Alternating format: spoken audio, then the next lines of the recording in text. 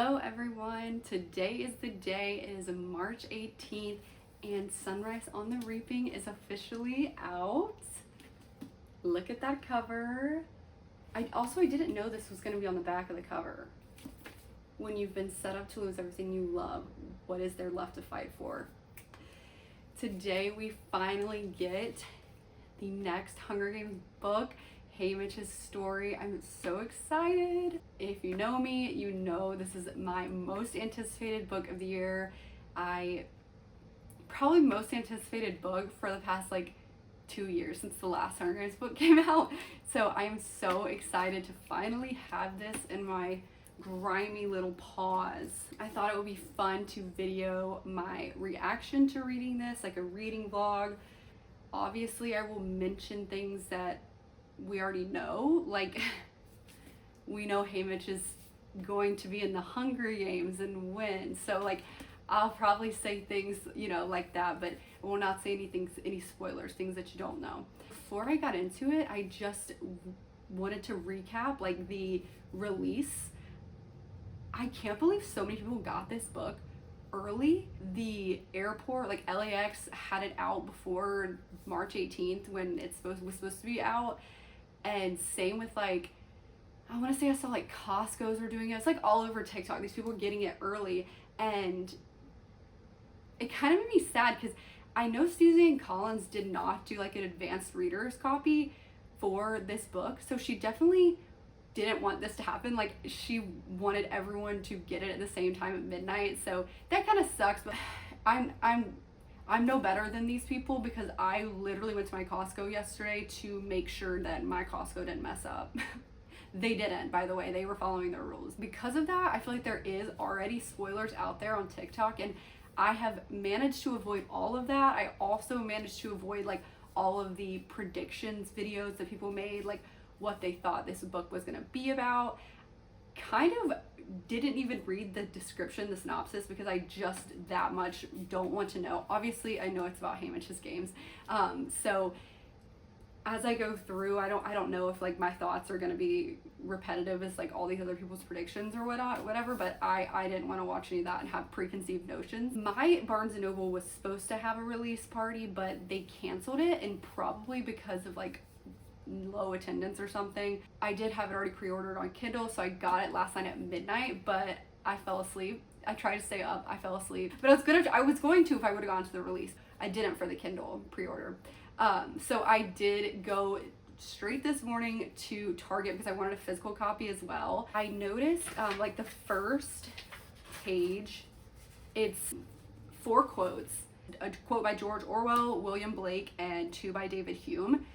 And again, not having any preconceived notions or bias or knowing what this book was really going to tackle, seeing these quotes, I was immediately okay, so this is going to be a lot about propaganda. We're going to learn a lot about the Capitol and just how they twisted words and lies. And from these quotes alone, I just heavily feel like this is going to be a lot of propaganda, and that's obviously something we need as a society right now to read about. It's kind of funny because when I first got the book, I was so excited, so giddy. I'm yay, yay. And then I flipped to this page with these very real, deep quotes from years and years and years ago. And I'm oh, actually, I forgot this book is going to be a dystopian fiction novel that's weirdly accurate to what our political climate is right now. So the excitement goes to a little bit scared.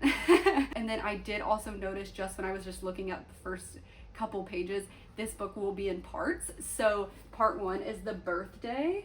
I'm gonna start reading this and just stuff along and give you guys my thoughts. I'm so flipping excited. Right now it is finally after work, so I can start reading this. I've got some cuties and a ginger ale. I'm gonna strap in and start reading this book. I just can't believe it. Okay, so let's get to it.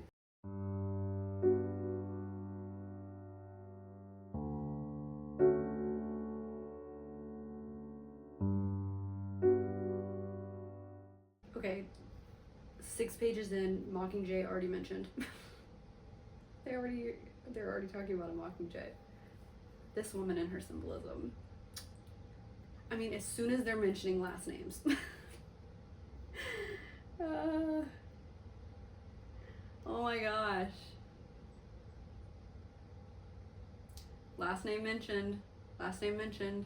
Oh my gosh, wait. Oh my gosh. What's 4 plus 4? 8. 8 with this.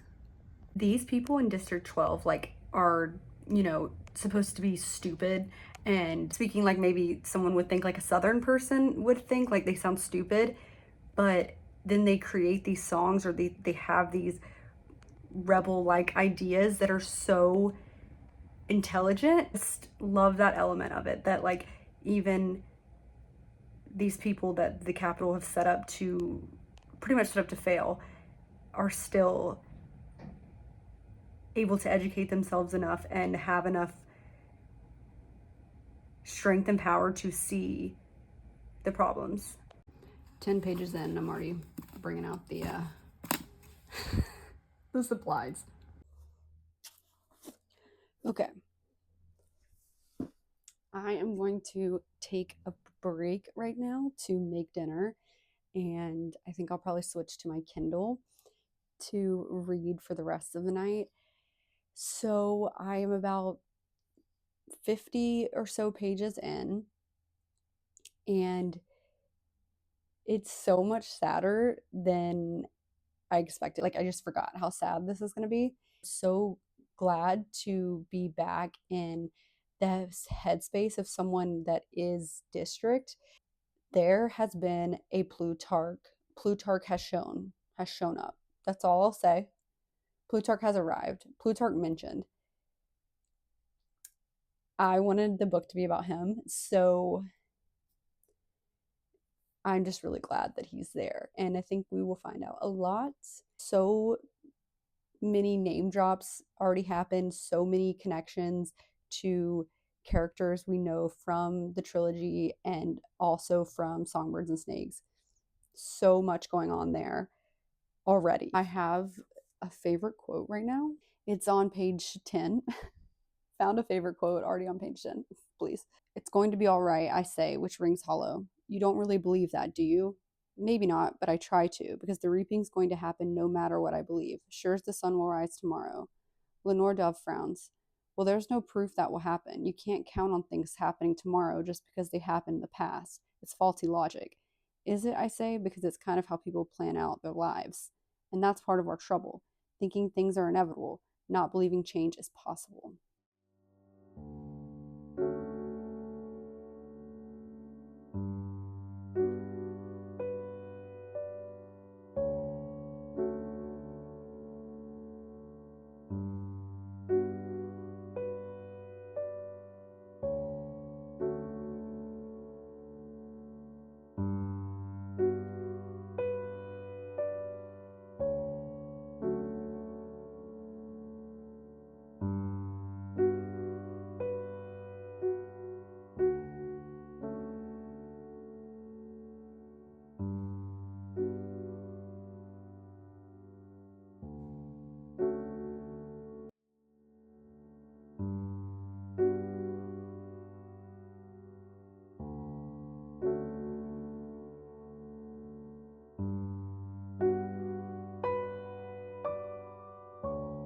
Okay, everyone, before I head to bed for the night, I just wanted to give some thoughts for where I'm at. So I'm 50% into the book, and the biggest takeaway from so far is like Suzanne Collins knows what she was doing from the very beginning. Like, whenever these books like later on come out, like for example Harry Potter and stuff like that, it's so obvious that there's things that contradict each other. That's like, well, that doesn't make sense if this happened in this book, whatever. There's nothing like that in these books. Like, everything makes sense, and seems that this woman has detailed this and had these ideas and planned these characters and events from day one, which is just like her brain, right? Like, the woman that she is. the storyteller soul of her. Everything that we're learning in this just adds up, and like I've mentioned, like there's a bunch of reappearances, and none of them feel like ridiculous, like they're a stretch, like, oh, she's just putting this in there because she wants to connect with like fans of the trilogy. It just doesn't feel cash grabby to me or anything like that.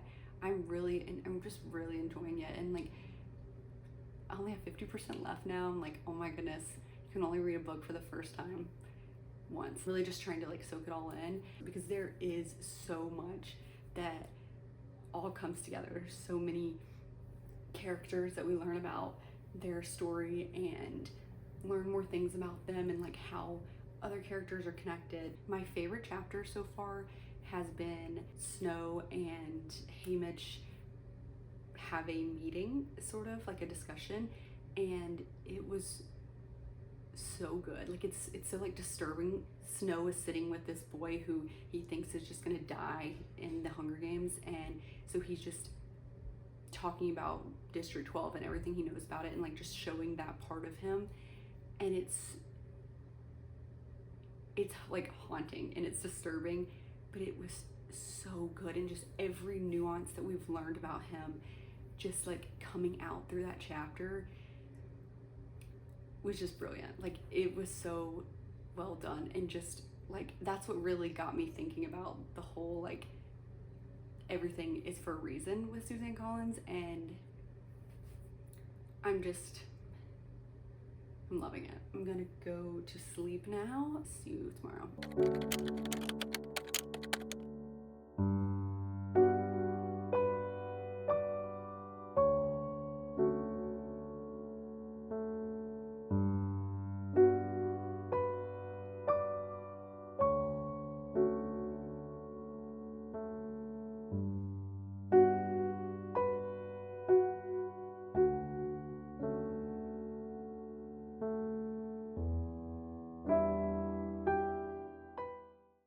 This book just continues to amaze me.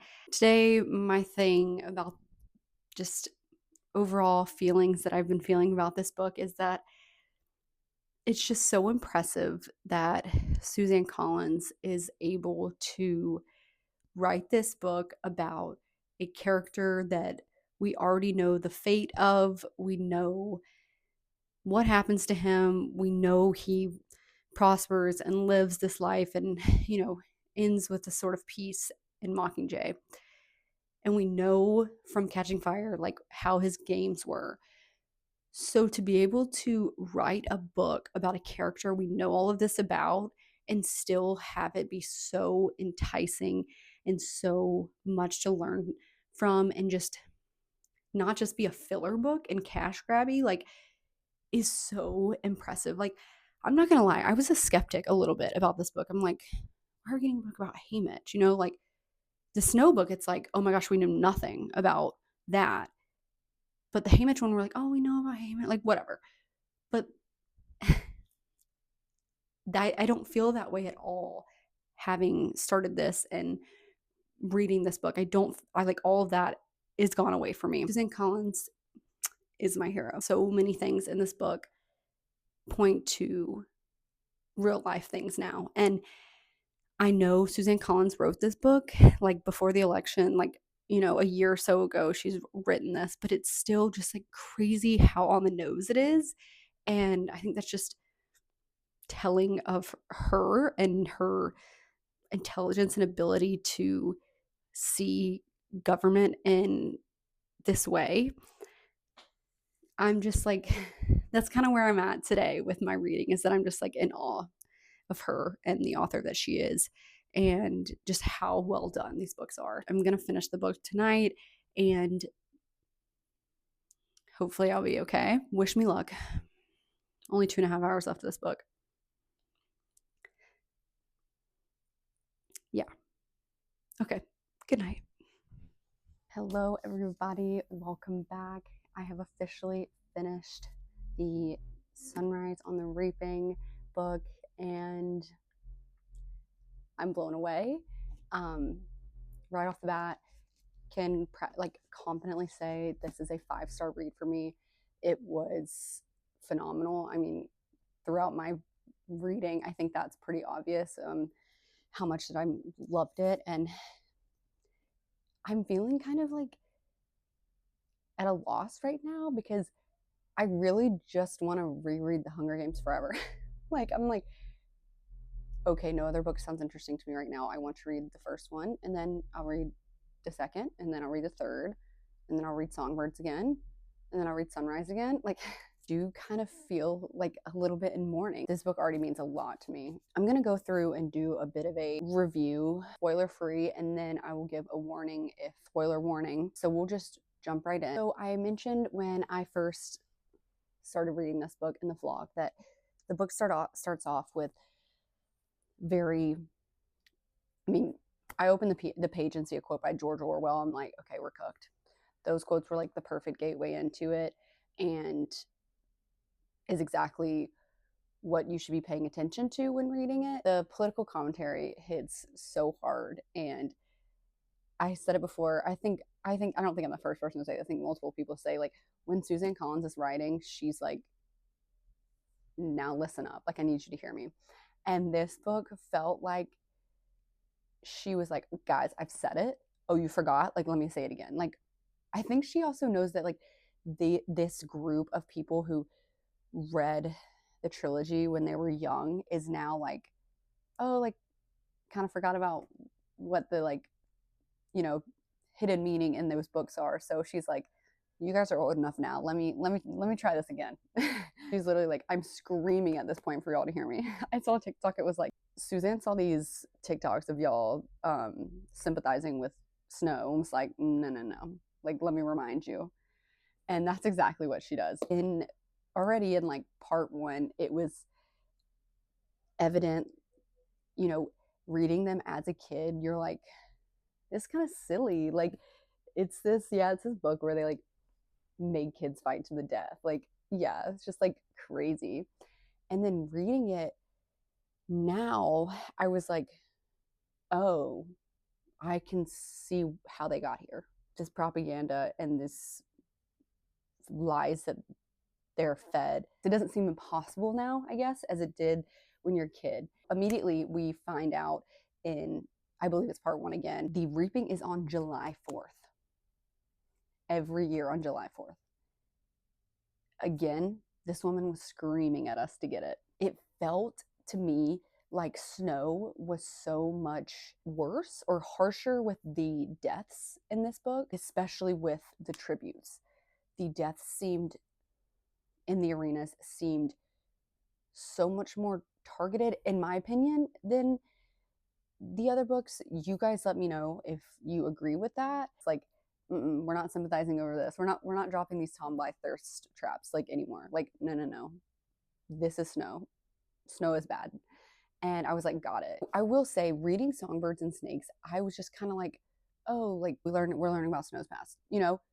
Like, Songbirds and Snakes has so much to do with all of these books, you realize, and this book so much. We know in Songbirds and Snakes that, Snow takes a bit of poison every time he poisons someone.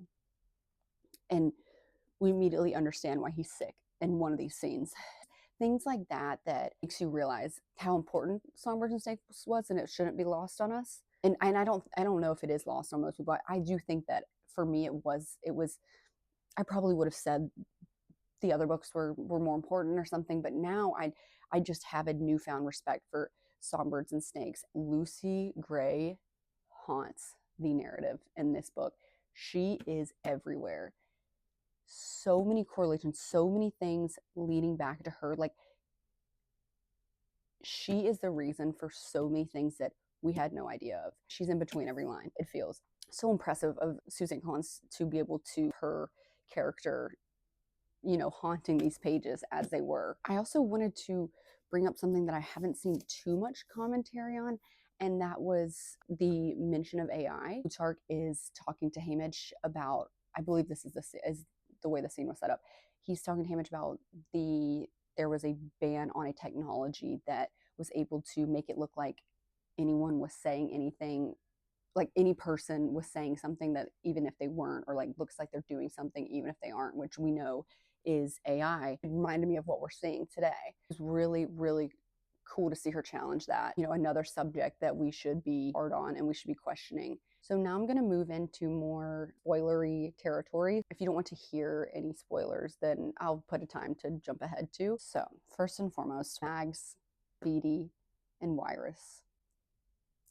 It was so special to see their stories and to see how Haymitch was intertwined with them.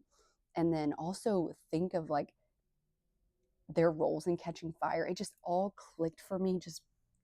And why Beatty was just so gung-ho in Catching Fire. And he's honestly like the OG rebel here. And obviously he does pay for that in the way that Snow, we see, just loves to punish people, torturing and killing their loved ones in the most brutal manner where he forces the person to watch. I mean, that's just a constant in this book. Him reminding a rebel of his power by making them wish they were dead instead of what they're having to see. And Beatty's son's death was horrendous, leaving just his skeleton. I had seriously, like, reading that, you just have to take a step back. And then if you remember from Catching Fire, Katniss immediately wanting them three as an ally, you see how alike Haymitch and Katniss are. And that's a big thing where it's like Plutarch is like, we just need someone luckier, is like what he says kind of about Haymitch. And then that turns out to be Katniss. And then there's the whole thing of Plutarch, because I've seen a lot of people after this be like, oh, I have so much mixed feelings about him. But I just still love him so much. I have so much respect for him. And obviously, like, he's none of Catching Fire or Mockingjay or any of that would have happened without Plutarch. Like, let's remember his point about like, well, at least I'm still in the game. And then I want to say, was it Mockingjay? He's like, if I had to do this again, I would still put you all through all of this because this is our outcome. We're winning. We're gonna win. And that's just like a sort of bravery and commitment that we're not seeing at all. It feels like, in my opinion, these days in our world's government. He was so privileged, and he's like they're like the richest family in Panem. How he uses that, just, I think the world always needs someone like him, and we're not seeing that. But I do have to say my favorite character of this book was Maisie Lee. She's so cool. She is hilarious. She's so quick-witted. Like, I want to be able to have that like snappy comebacks like her. It's so good. She was cracking me up, and I loved her whole, like, what do they call them? They call them like posters, like when they would do something like kind of rebellious posters. I love that. And her whole thing is like, she always wanted to eat with like a fork and have proper etiquette. She says they want us to see us as animals, so we have to show them that like we also enjoy the finer things, we also like what they like. Just everything she had to do with the book, I really enjoyed. My favorite reveal, I was so happy to see Effie Trinket. I think that Effie Trinket is the most complex character of the entire Hunger Games world. There's a quote by Haymitch: Effie wasn't born evil, she just has a lot to unlearn. Haymitch's ability to show her compassion, and eventually she does become a rebel, is something that I think we can really learn from, because the way that Haymitch isn't immediately angry with her and like tries to yell at her or anything, he does show her compassion, and obviously she learns through speaking with him and through dealing with Katniss and Peeta later on, and does eventually join the rebel. She's on the right side of things.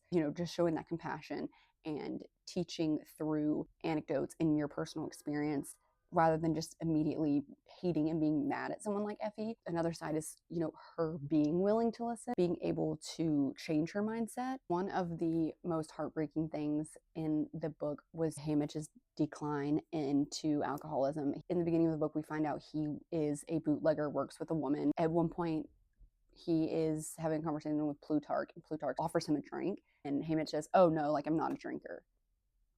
After I read that, because as we know, he becomes a horrible alcoholic, that was another moment I just had to sit and be like, God, all things to Snow. One thing I feel like I forgot about as the book progresses was Lulu. First of all, when she dies, Haymitch gestures to her and then like to Snow and like starts clapping like, this is you, her blood's on your hands. I was like reading that in tears, chills. I cannot wait to see how that scene plays out in the movie. That was his first, you know, like poster. That is really where it feels like it flips for Haymitch, is when he's like, this isn't right, this isn't gonna work.